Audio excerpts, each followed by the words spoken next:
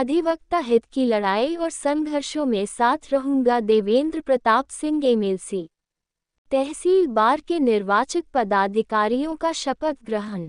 खजनी गोरखपुर। बार और बेंच में परस्पर टकराव के बावजूद आपसी संबंध मधुर होने चाहिए, क्योंकि दोनों ही आम जनता के हित की रक्षा के लिए कार्य करते हैं।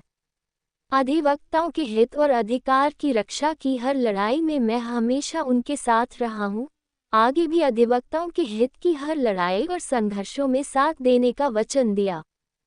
उक्त विचार तहसील बार एसोसिएशन के वर्ष 2025-26 के चुनाव में विजयी हुए पदाधिकारियों अध्यक्ष कृष्ण कुमार सिंह, महामंत्री राजनाथ दुबे, वरिष्ठ उपाध्यक्ष रागदेव प्रियदर्शी, उपाध्यक्ष विजेंद्र यादव, कोषाध्यक्ष दीपक मिश्र, एडवोकेट के शपथ ग्रहण में पहुंचे मुख्य अतिथि एमएलसी देवेंद्र प्रताप सिंह ने व्यक्त किए। उन्होंने कहा कि अधिवक्ता समाज का प्रबुद्ध वर्ग है, इनसे समाज के सभी लोगों को अपेक्षाएं रहती हैं। इसलिए अपने नैतिक मूल्यों की रक्षा करना सभी अधिवक्ताओं का धर्म है। उन्होंने अधिवक्ताओं को संगठित रहने व जनहित में कार्य करने का परामर्श दिया। शपथ ग्रहण में विशिष्ट अतिथि advocate Bhanu Pratap Pandya, advocate Girjesh Mani Tripathi, advocate Dhirendra Kumar Dwivedi, block प्रमुख अंशु सिंह, एसडीएम राजेश प्रताप सिंह, तहसीलदार नरेंद्र कुमार आदि ने भी और निर्वाचित पदाधिकारियों को बधाई दी।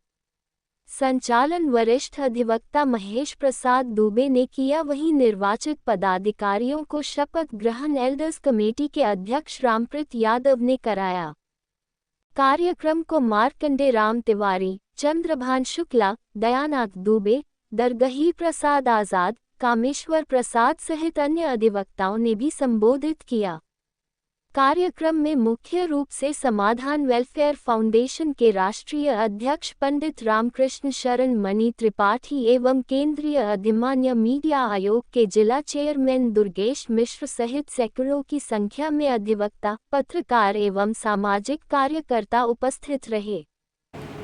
राजनेता वो है, राजनीतिक कार्यकर्ता वो व्यक्ति है जो अन्याय के खिलाफ पूरी दृढ़ता से वैचारिक मजबूती के साथ खड़ा हो।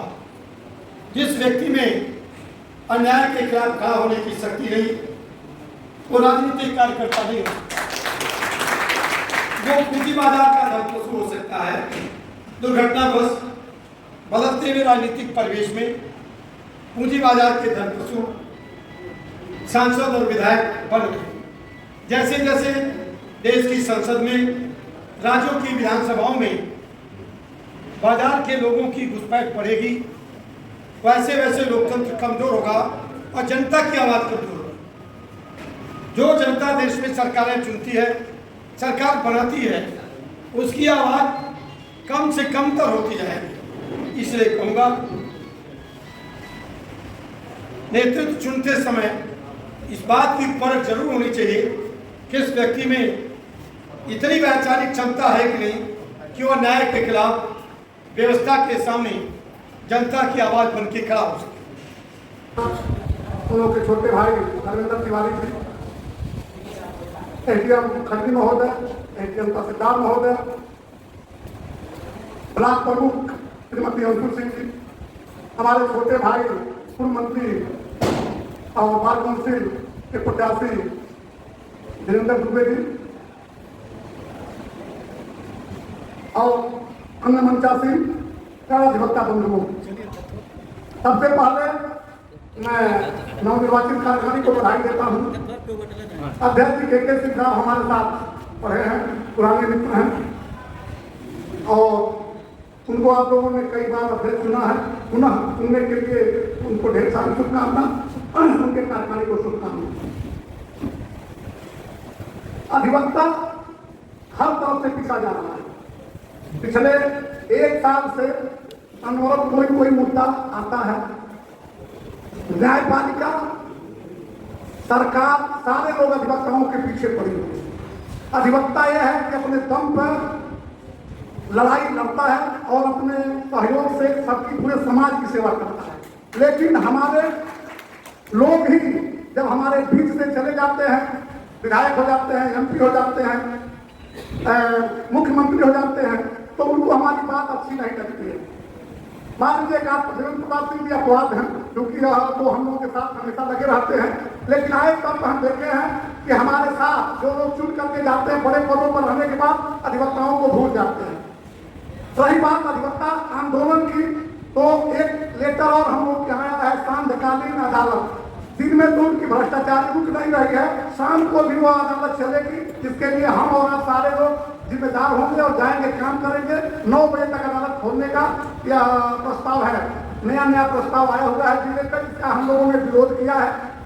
कल पूरे प्रदेश की मीटिंग बुलाई गई थी, लगभग 25 जिले के प्रतिनिधि वहाँ इकट्ठा हुए थे फैजाबाद में। यहाँ वहाँ भी यह बात रखी गई और इसका विरोध किया गया। और तो एक चीज और देखिए, हम लोग के बड़े भाई देवेंद्र सिंह भी बैठे हैं इसमें, हम लोग अगर स्ट्राइक करते रहे हैं तब भी हमको नोटिस आ रही है। अभी हम लोग को नोटिस मिली है हाई कोर्ट की कि अगर हम अपने किसी मित्र के क्रियाकर्म करने जाए तब भी अगर हड़ताल करते हैं तो वो हमको रोकते हैं। एक बार भी हम लोग आवाज नहीं उठाते हैं, हमारे विधायक गण लोग जाकर करके कि जहाँ हमारे न्यायिक अधिकारी चाहे जिले के हो चाहे हाईकोर्ट के हो, सबके चेंबर में भी कैमरा लगना चाहिए। हर दिन मैं देखता हूँ, हमारे यहाँ एक बहुत बक्कड़ चौरी चौरा के एडीएम महोदय थे, महीनों स्ट्राइक चली। कई बार हम लोग जाकर के डीएम से मिला गया, लेकिन उनका ट्रांसफर 6 महीने के बाद किया गया। इस पर भी हमारे विधायक जी लोगों को और माननीय मुख्यमंत्री जी को भी संज्ञान लेना चाहिए। किसमें ताकत है कि भ्रष्टाचार में जो कर रहा है उस पर आवाज उठावे? केवल अधिवक्ता ही एक ऐसा है कि भ्रष्टाचारियों के खिलाफ आवाज उठाता है, कुछ बात नहीं। हम तो लड़ाई यहाँ से हाईकोर्ट सुप्रीम कोर्ट तक कंटेम्प्ट भी मैं झेल रहा हूँ अधिवक्ताओं के लिए, जिनके भ्रष्टाचार को हम उजागर करते रहे हैं। और उसके बावजूद भी हम अधिवक्ता, हमको कई बार अध्यक्ष बनाए, मंत्री बनाए, और सारे पदों पर जब भी मैं रहता हूँ उनको जिताते हैं। मैं अधिवक्ता हित में अधिवक्ता के लिए अनवरत मैं प्रयास 24 आवर्स करता रहता हूँ। नौजवानों में एक प्रवृत्ति में देखा हम लोग के साथ धीरेन्द्र दुबे जी भी अनवरत लगे रहते हैं, और उनके में भी वो जज्बा है जो अधिवक्ता हित में कार्य करने का, वह हमेशा उत्सुक रहते हैं। माननीय हम लोग के अपने बड़े भाई माननीय देवेंद्र सिंह से भी आग्रह है कि हम लोग की मांगों को सरकार के समक्ष ले जाइए। एक मांग इनके साथ हम लोग लड़ाई लड़े, गोरखपुर का अरबपति डॉक्टर के सिपाही के बेल करानी थी, यह हम लोगों के साथ लगे रहे। हम लोग न्यायपालिका से इनके साथ सहयोग से निःशुल्क बेल कराए, उसके खिलाफ प्रथम सूचना दर्ज कराए, और इन्होंने उस आवाज को सदन तक पहुंचाया था, जिसके लिए इनको भी पुनः बताया। पुनः क्योंकि बात लंबी हो जाएगी, हम लोग अधिवक्ता हित में काम करते रहें। और जो संयुक्त बार का एक गठन हुआ है, क्योंकि बात की बैठक हुई है, यहाँ हम बता दें पूरे प्रदेश में संयुक्त बार का एक गठन हुआ है, जिसका रजिस्ट्रेशन भी कराया गया है। उसका उद्देश्य है कि बार काउंसिल के लोग जो शिथिल पड़ गए हैं उनको जगाना और अधिवक्ताओं के हित को जागरूक करना। जल्दी ही उसकी एक छोटी सी बैठक तहसील पर भी हम लोग करेंगे, और यहाँ के लोगों के संयुक्त बार के लिए जोड़ना का कार्य शुरू करेंगे, और यहाँ के पदाधिकारी गण भी उससे भागीदार होंगे।